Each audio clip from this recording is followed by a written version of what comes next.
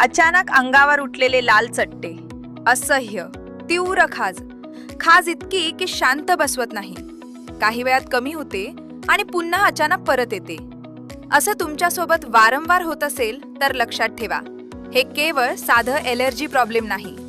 आयुर्वेदात या त्रासाला शीतपित्त असं म्हणतात. आयुर्वेदाच्या दृष्टीनं पाहिलं, शीतपित्त हा केवळ त्वचेचा आजार नाही, तो शरीरातील आतल्या असंतुलनाचा इशारा असतो. कमजोर झालेलं पचन, विरुद्ध आहार जसं की दूध आणि आंबट पदार्थ एकत्र, थंड गरम पदार्थांची चुकीची सांगड, फ्रीजमधील पदार्थांचा अतिवापर यामुळे शरीरात कफ आणि पित्त दोष वाढतात आणि त्याचा परिणाम त्वचेवर दिसू लागतो. म्हणूनच फक्त बाहेरून मलम, क्रीम किंवा अँटीहिस्टामिन घेऊन हा त्रास काही दिवस थांबतो, पण पूर्णपणे बरा होत नाही, कारण मूळ समस्या शरीराच्या आत असते.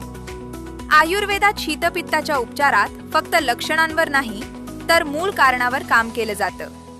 जर तुम्हालाही शीतपित्त वारंवार होत असेल, खाज आणि लाल चट्ट्यांमुळे त्रास होत असेल तर दुर्लक्ष करू नका. वेळीच आयुर्वेदिक सल्ला घ्या आणि शरीराला आतून निरोगी बनवा.